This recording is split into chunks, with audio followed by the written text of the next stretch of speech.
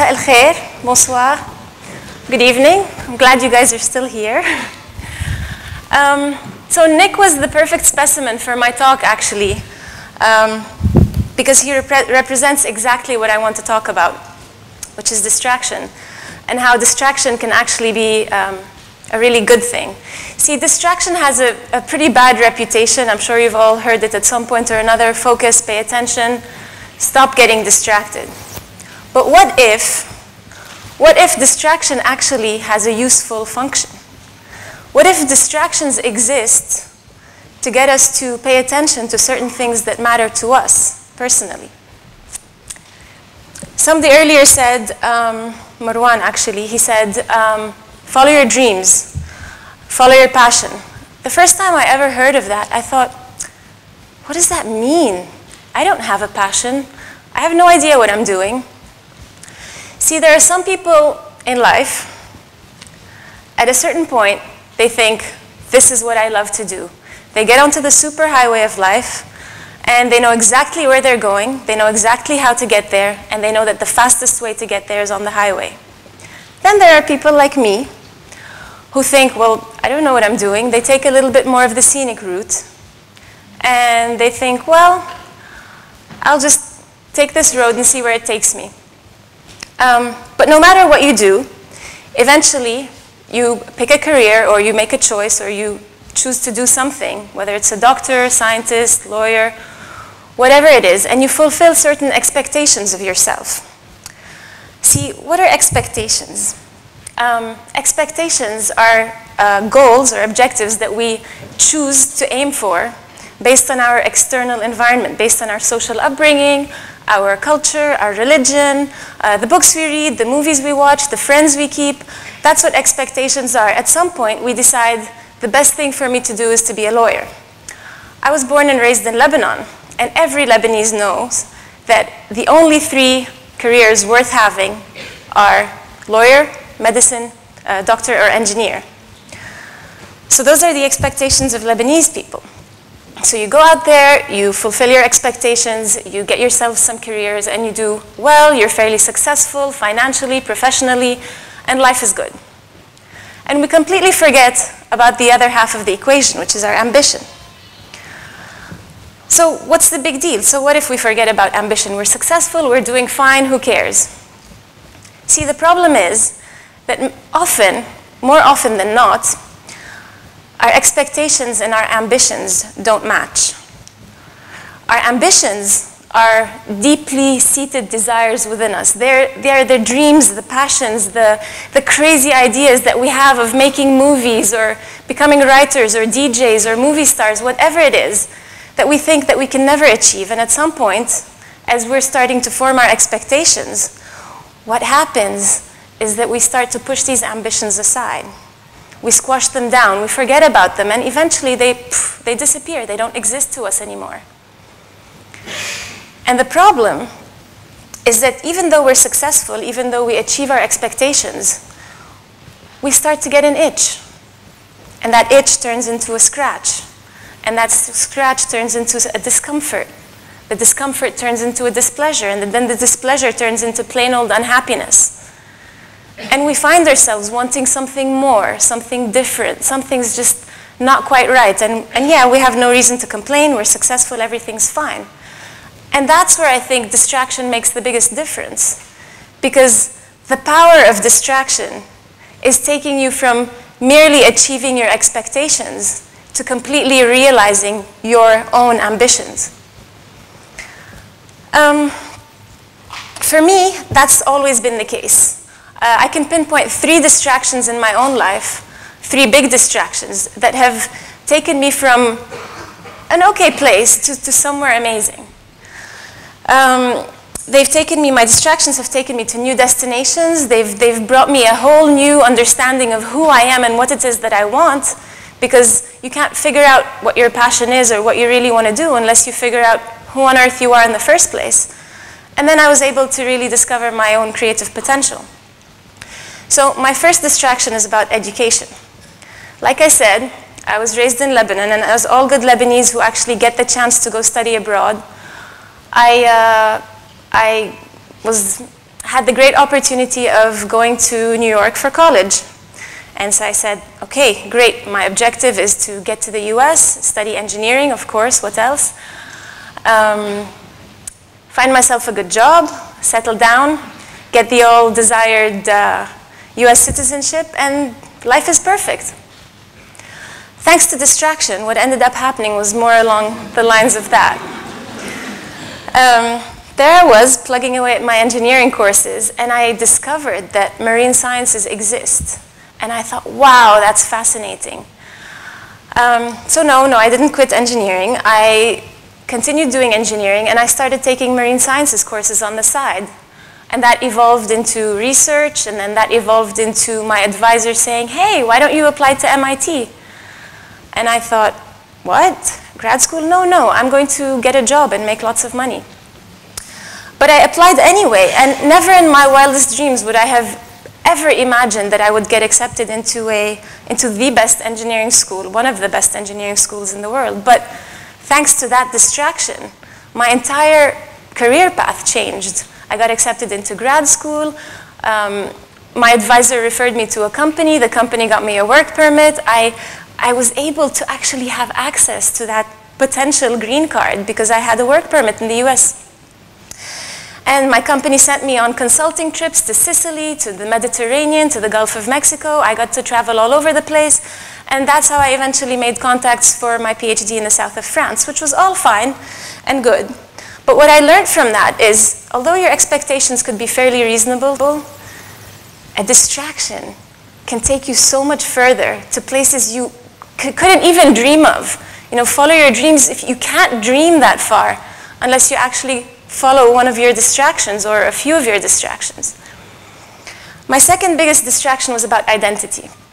So 8 years into my stay in the US, I have my work permit, I'm plugging away, I've been an engineer for 2 years, and suddenly I get that itch. I want to travel. I want to go to other places. I want to meet other people. I want to explore different cultures. I want to do something different. And I didn't know what it was. So I was living in Cape Cod, and I went from living in a place like this to living here, which was in Guatemala, in Central America. I went from working with these, which are autonomous underwater gliding vehicles, to working with these, which are Spanish-speaking children living in an orphanage. And what I did, really, was put myself in a very uncomfortable, very challenging situation. I moved to a country where I didn't speak the language, I didn't know anyone, I didn't have very much savings. I had never taught children before, I had barely spoken to children, I didn't think I even liked children. And it was hard. But the interesting thing about doing that is that you discover more about yourself. See, there's a psychological model of us and how we interact with the world. And everybody has these 4 parts of their personality, where there's a part of us that everybody knows, there's a part of us that only other people know about us, there's a part of us that only we know, and then there's a part of us that nobody knows about. We don't know about it, and nobody else knows about it.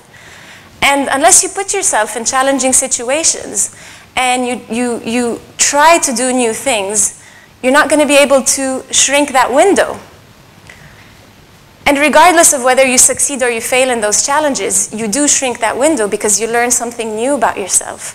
You discover, well, yeah, you know what? I'm actually not somebody who loves numbers and hates children and is an introvert.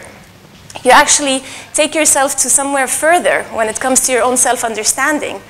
I personally discovered that I really like children, and I actually really like people. And I like working with people, and I like language, and I started to write about all that. And I found that I really didn't miss engineering at all. And in fact, I didn't really miss marine sciences very much either. And that was surprising. So that was a big insight into myself, and that was due to distraction. I ended up traveling for 8 months before I ran out of cash completely. And then I got an offer for my PhD, to go do my PhD in the south of France, on scholarship, thankfully. And that's where I hit my third distraction. My third distraction is related to figuring out what my own creative potential is. So there I am, plugging away at numbers, studying marine optics. And I fell in love. Yeah, thank you, I know, I know. I was almost done with my PhD, and I met somebody who I ended up marrying. And even though I finished my PhD with high distinction, and my advisor said, I will offer you a permanent position in the lab you're in, just stay here. I said, no, I really can't concentrate. I'm so in love, I'm just gonna move to Dubai. And it was probably very bad timing because it was right in the beginning of the financial crisis. So there I was, married, personally fulfilled, jobless, living in Dubai. And yes, it was very difficult, and I thought, who the hell is going to hire a researcher in marine optics? And of course, the answer was nobody. So I started trying out different jobs, and I found that no matter what I tried, there was an underlying theme there. And every job I was applying to, and every job I was trying, and every 3-month stint of whatever work I did involved writing. And that's where it clicked. That's where all those years of distraction and rattling away at my brain finally dislodged something that percolated to the surface. I found what my passion was. I loved to write. And that's when I went from writing software and working with machines to writing fiction and working with people. So distractions took me to many new places, they both geographically and metaphorically, and I acquired so many skills. And without those skills, I would have never had the self-understanding to understand who I was, to really like get a deep sense of what my identity is. And I would have never had the courage to actually assume that identity. God forbid, a Lebanese engineer with a degree becoming a writer, the horror. You know, but I eventually got the courage to actually admit it in public, you know, and that was really hard. And without the whole series of events, I would have never done it. And without that courage, I would have never had the will to face whatever it was that I was facing, and to try and actually look a little bit further into my own creative potential and look a little bit deeper into what it is I wanted, and I would have never have found my purpose. So yeah, while I had set for myself some fairly achievable expectations, and I had gotten there, I realized that with distraction, it is distraction that hammers away at that barrier that lives between the expectation and ambition. It's distraction that really helps you get from one to another. So, like anything else, distraction has rules. And these are my rules for distraction. If you do choose to get distracted, follow your distractions to a meaningful ending. And what I mean by that is try and pick a fruit from every distraction that you choose to follow. Try and get something useful or meaningful to you, given who you are and where you are in your life, before you abandon it, of course. Make sure it's a challenging distraction. Watching TV for 3 days in a row, while slightly challenging, is not challenging enough, probably. And really ask yourself why. Why is one thing distracting you and not another? Why is this distraction coming up at this point in your life and not before or not later? Because I really believe that distractions are the way that your subconscious mind tries to rattle your head for attention. It tries to get you to say, wait a second, maybe there's something more inside me that is looking to come out. Maybe there's something more to who I am, to what I'm doing, to me being here. So if you find yourself getting distracted, my advice is simply follow these rules and get distracted. Thank you.